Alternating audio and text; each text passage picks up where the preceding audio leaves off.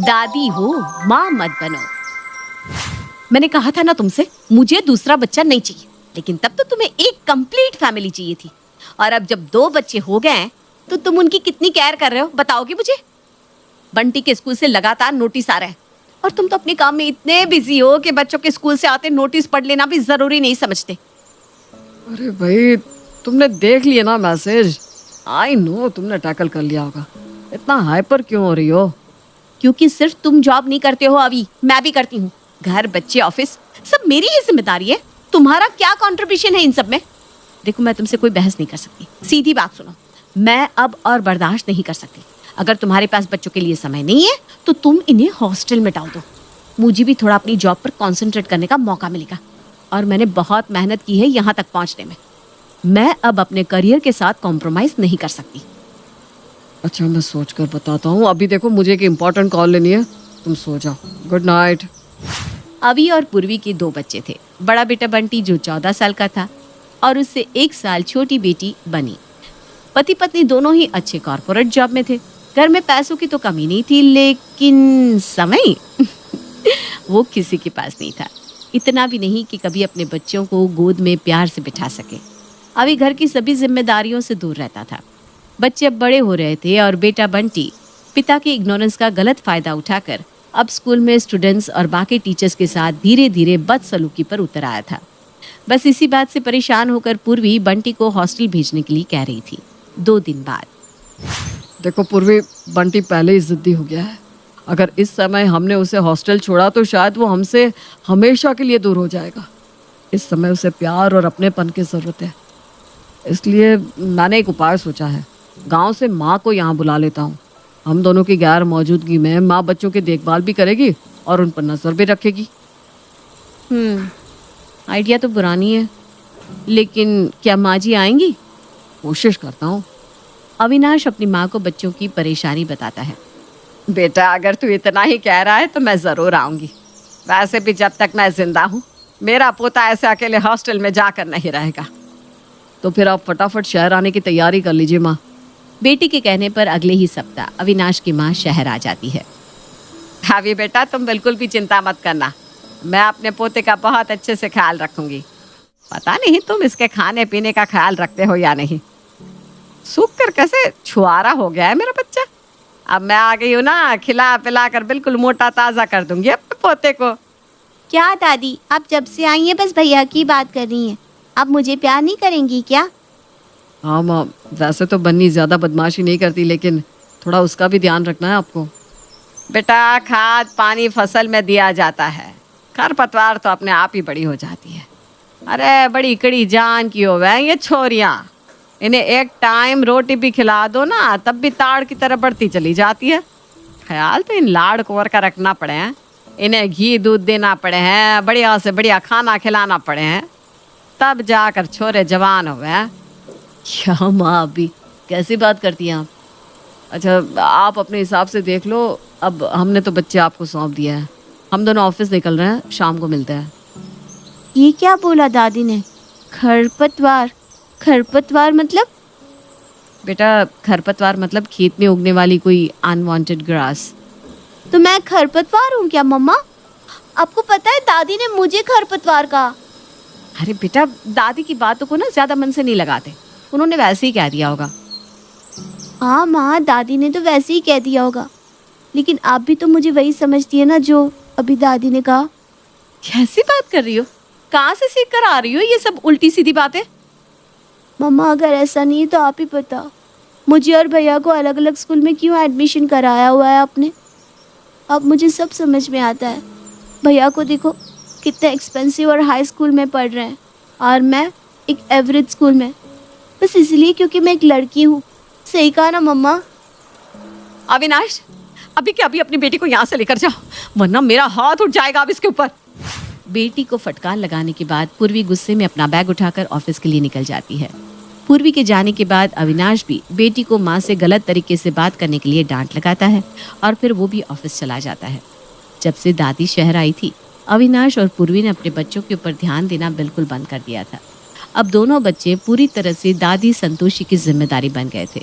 दादी संतोषी 14 साल के बंटी को ऐसे लाड दुलार करती जैसे वो सिर्फ 3 साल का छोटा बच्चा हो, और 13 साल की बन्नी को बात बात पर ऐसे फटकार लगाती जैसे वो एक 13 साल की बच्ची ना होकर एक बच्चे की माँ हो। बंटी तो पहले ही माँ बाप का सिर चढ़ा था, जिसके कारण वो बिगड़ रहा था। अब दादी के बात बात पर उसके साइड लेने और गलत बातों पर भी उसे बढ़ावा देने के कारण बंटी की हालत पहले से भी बदतर होती जा रही थी। दूसरी तरफ बनी दादी का उसके प्रति रूखा रवैया बहुत अच्छी तरह महसूस कर पा रही थी, लेकिन फिर भी उसे दादी से बहुत लगाव था। दादी, आपकी तबीयत खराब है ना, आप आराम कर लो। भैया को खाना मैं गर्म करके दे दूंगी, और आपका गर्म पानी और दवाई मैंने आपके सिरहाने रख दी है, आप खा लेना। हाँ ए छोरी, ज्यादा मेरी माँ बनने की कोशिश ना कर। तू जाकर अपना काम कर। और तुझे किसने कहा मेरे लाड कुंवर को खाना देने के लिए? अपने पोते को खाना मैं अपने हाथ से खिलाऊंगी। कहीं आधे पेट खाकर उठ गया तो? दादी, बंटी भैया कोई छोटे बच्चे नहीं है जो आधा पेट खाकर उठ जाएंगे। उन्हें भूख लगेगी तो खुद ब खुद खाना खा लेंगे। आपकी तबीयत ठीक नहीं है ना, आप अपना ख्याल रखिए। अरे बित्ते भर की छोकरी मुझे ज्ञान बांटने चली है। मैंने कहा ना तू जा अपने कमरे में, मैं देख लूंगी मुझे क्या करना है क्या नहीं। न जाने दादी की आंखों पर कौन सी पट्टी बंधी थी कि दादी को बन्नी का प्यार, उसकी परवाह नजर ही नहीं आती थी। दादी, मैंने कहा ना मुझे खाना नहीं खाना। अरे लेकिन बेटा, खाने से कौन सी दुश्मनी है तेरी? पहले तू खाना खा ले, हाँ? फिर तू जो कहेगा मैं तेरी सारी बातें मानने को तैयार हूँ। दादी, मैं कोई छोटा बच्चा नहीं रहा हूँ कि आप मुझे बहला फुसला कर खाना खिला देंगी और फिर बाद में अपना वादा पूरा करने से मुकर जाएंगी। मैंने कह दिया तो कह दिया, पहले आप मेरी बात मानिए, उसके बाद ही मैं खाना खाऊंगा। अरे लेकिन बेटा, मुझे बता तो सही कि तुझे चाहिए क्या? आखिर खाना क्यों नहीं खा रहा? देख तो भूख से कैसे चेहरा उतर गया है मेरे बच्चे का। दादी, मुझे आईफोन चाहिए। जब तक आईफोन नहीं मिल जाता मैं खाना नहीं खाने वाला। अरे बेटा, तुझे तो पता ही है आईफोन दिलाना मेरे बस की बात ना है। अपने पापा से कहना ये सब। अभी तो बस दादी के कहने से खाना खा ले। हाँ नहीं दादी, इस घर में किसी को भी मुझसे प्यार नहीं है। मैंने कहा था पापा से कि मुझे एप्पल का फोन लेना है, लेकिन पापा ने साफ मना कर दिया। पापा आपके बेटे हैं ना, तो क्या आप उन्हें एक फोन के लिए मना नहीं सकती? भैया, अभी 3 महीने पहले ही तो आपने 30,000 का फोन खरीदा। अब एप्पल फोन की आपको ऐसी क्या जरूरत है? और पापा ने आपको फोन दिलाने से मना नहीं किया, उन्होंने बस ये बोला कि अभी नहीं दिला पाएंगे। आपको भी तो पापा की प्रॉब्लम समझनी चाहिए ना भैया। आए तू चुप कर, मैं बात कर रही हूँ ना, तू क्यों बीच में बोली? और तुझे ना ज्यादा दिमाग लगाने की जरूरत नहीं है। तू जाकर अपने कमरे में पढ़ाई कर। दादी की बात सुनकर बन्नी अपने कमरे में चली जाती है और उधर खाना न खाने की धमकी देकर बंटी दादी को आईफोन खरीदने के लिए मना ही लेता है। मैंने दूध निकाल कर रख दिया है, दूध पी लेना दोनों। ठीक है दादी, पी लूंगी। बन्नी जाकर टेबल पर रखा हुआ दूध का ग्लास उठाती है। आए छोरी, वापस रख दूध का ग्लास, रख। वो ग्लास तेरा ना है, वो मेरे लाड कुंवर का है। इसमें मैंने काजू बादाम और छुआरे पीस कर डाले हैं। तेरा दूध वो वाला है, पी ले चुपचाप। कोई बात नहीं दादी, आप जो ग्लास कहेंगी मैं उसी ग्लास से दूध पी लूंगी। अब तो आप खुश हो ना? कुछ दिन बाद मम्मी, मुझे आपसे कुछ बात करनी है। आप और पापा तो ऑफिस चले जाते हो, और आपके ऑफिस जाने के बाद दादी मेरी किसी बात पर ध्यान नहीं देती। क्या बात है, साफ साफ बोल। मैं 2 दिन से दादी से कह रही हूँ कि भैया से कहकर मुझे थोड़ी देर के लिए लैपटॉप दिलवा दे, मुझे अपने स्कूल के लिए प्रेजेंटेशन बनानी है।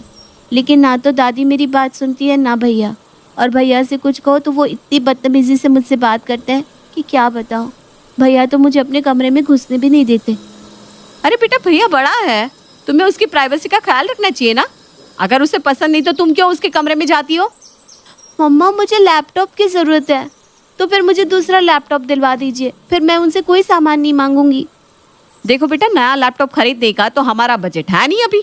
सो सॉरी, तुम अपनी किसी फ्रेंड से मांग कर काम चला लो, और अभी मुझे ऑफिस के लिए प्रेजेंटेशन बनानी है, कल बात करते हैं। लेकिन मम्मा। बन्नी की बात पूरी सुने बिना ही पूर्वी लैपटॉप पर अपना काम करने लगती है। इस घर में मेरी किसी को पड़ी ही नहीं, गलती चाहे किसी की भी हो, सबको हमेशा मैं ही गलत लगती हूँ, और भैया से ही। मम्मी पापा ने भैया को iPhone, tablet, mobile phone, laptop सब कुछ दिलवा रखा है, और मैं अपने प्रोजेक्ट के लिए लैपटॉप मांग रही हूँ तो मुझे मना कर दिया। ऐसा लगता है इस घर में जितना भी पैसा है वो सिर्फ भैया के लिए ही है। मैं कभी भी कुछ भी मांगती हूँ तो मम्मी पापा हमेशा बजट ना होने का बहाना बना देते हैं।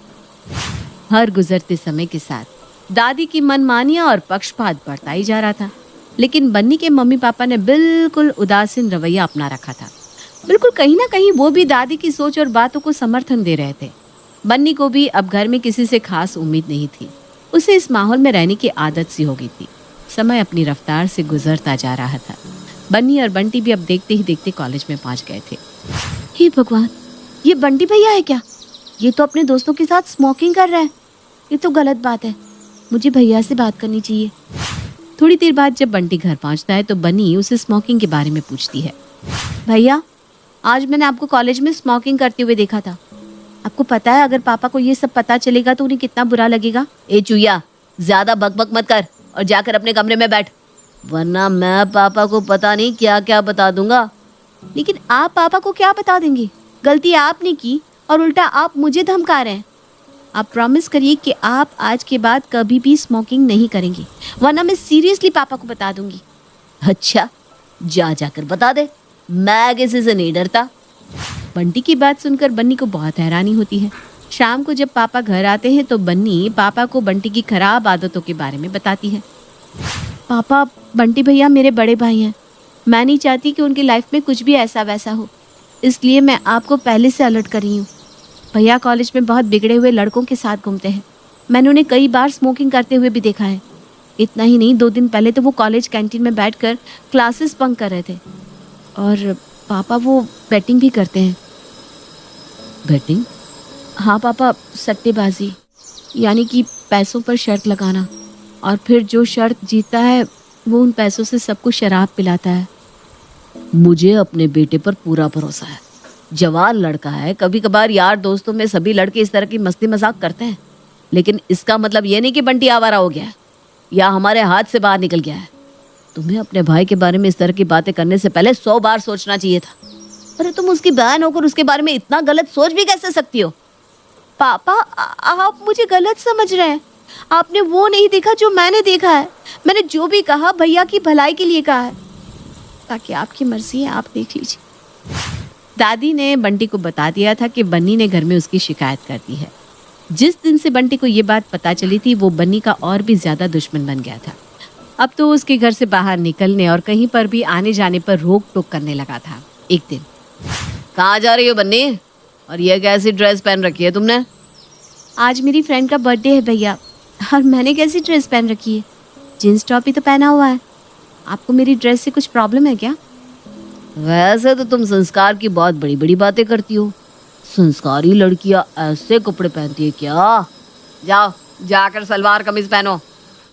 ये क्या तानाशाही है भैया? मेरा जो मन करेगा मैं वही पहनूंगी, और मैंने कोई गलत कपड़े नहीं पहने हैं। ए छोरी, बड़े भाई की बात सुनना सीख। बंटी जो कह रहा है वो बिल्कुल ठीक है। पहली बात तो ये आवारा लड़कियों की तरह दोस्तों के साथ जन्मदिन मनाने का हमारे यहाँ कोई चलन ना है। और दूसरी बात, आज के बाद तू घर से बाहर निकलेगी तो ढंग के कपड़े पहनकर निकलेगी, या अंग्रेजी पैंट कमीज पहनकर घर से बाहर जाने की ना कोई जरूरत ना है। दादी और बंटी ने अब उसका जीना मुश्किल कर दिया था। बंटी हर बात में उसके साथ रोक टोक करता और उसे अपने दोस्तों तक से मिलने ना देता, और बंटी का विरोध करने पर दादी राशन पानी लेकर उसके ऊपर चढ़ बैठती। मम्मी पापा को भी कुछ बताने से कोई फायदा नहीं था। वे दोनों उसी बात को सच मान लेते थे जो दादी उन्हें बताती थी। दादी की शय और पापा का पैसा पाकर बंटी एक अय्याश लड़का बन गया था। न्यू ईयर की शाम थी। पूर्वी और अविनाश ऑफिस की तरफ से 3 दिन के टूर पर गए थे। घर में सिर्फ दादी, बन्नी और बंटी ही थे। दादी, कुछ देर में मेरे दोस्त यहाँ पार्टी के लिए आने वाले हैं। जितनी देर में अपने दोस्तों के साथ पार्टी करूँगा, आप अपने कमरे में रहना। अरे मेरे लाड़ कुंवर के दोस्त आ रहे हैं तो मैं अपने कमरे में क्यों रहूँगी भला? और अगर मैं अपने कमरे में बैठी रहूँगी तो तेरे यार दोस्तों को चाय पानी कौन देगा फिर? दादी, आपको चाय पानी देने की ज़रूरत नहीं है, वो सब मैं देख लूँगा। मैंने जितना कहा आप उतना सुनो। आपको किसी के भी सामने आने की कोई ज़रूरत नहीं है। बंटी की बात दादी को बहुत अजीब लगती है, लेकिन फिर भी पोते की इच्छा समझकर दादी अपने कमरे में जाकर बैठ जाती हैं। कुछ ही देर में बंटी ने तेज आवाज में म्यूजिक चला दिया था।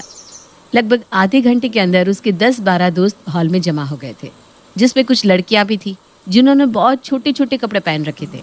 दादी अपनी खिड़की से सब कुछ देख रही थी। तभी उसका दोस्त शराब की बोतल लेकर घर में घुसा। अरे ये सब क्या हो रहा है मेरे घर में? इसका मतलब ये बंटी यहाँ पर अपने दोस्तों को शराब पिलाने वाला है, और ये नाश पीटी लड़कियाँ कैसे बेहुदा कपड़े पहन कर आई हैं। इन्हें तो मैं अभी घर से बाहर करती हूँ। दादी गुस्से में पैर पटकती हुई हॉल में पहुंचती है तो देखती है कि बंटी ने होठों में सिगरेट लगाई है और शराब का ग्लास हाथ में लेकर वो तेज म्यूजिक की धुन पर थिरक रहा है। अरे बंद करो ये बेहुदा अंग्रेजी गाने, और अभी क्या अभी घर से बाहर निकलो तुम सब के सब। तुम्हारी हिम्मत भी कैसे हुई हमारे घर में ये शराब की बोतलें और सिगरेट लेकर घुसने की? बंटी ये कौन है और क्या बोल रही है? तूने यहाँ हमें इंसल्ट करने के लिए बुलाया क्या? मैंने आपको मना किया था ना कि आप रूम से बाहर मत आना, फिर आप यहाँ क्या करने आई हो? अरे चुप रहे तू, मुझे तुझसे कोई बात ही नहीं करनी। और तुम सब के सब यहाँ से निकलते हो या धक्का देकर निकालू बाहर? दादी, आप दादी हो मेरी, माँ बनने की कोशिश मत करो। और हमें घर से बाहर निकलने वाली आप होती कौन हो? खुद तो यहाँ मेरे बाप के टुकड़ों पर पल रही हो और मुझे मेरे घर से बाहर करोगी? एक सच बताऊं, इस घर में ना आपकी हैसियत एक आया से बढ़कर कुछ भी नहीं है। अगर मैं अभी पापा को कहूँ तो आज के आज आपको आपके गांव भिजवा देंगे। भैया, शर्म नहीं आती आपको दादी से इस तरह बात करते हुए? और तुम सब एक सेकंड में यहाँ से गायब हो जाओ, वरना अगर मैंने पुलिस को ये बता दिया कि यहाँ रेव पार्टी हो रही थी तो तुम्हारा क्या होगा तुम अच्छी तरह जानती हो। बन्नी की बात सुनकर बंटी के सारे दोस्त वहां से भाग खड़े होते हैं। शेम ऑन यू भैया, दादी ने आपको इतना प्यार किया कि गलत बातों में भी आपका ही साथ दिया। मुझे लगता था आप सारी दुनिया के साथ बुरा कर सकते हो लेकिन दादी के साथ कभी नहीं।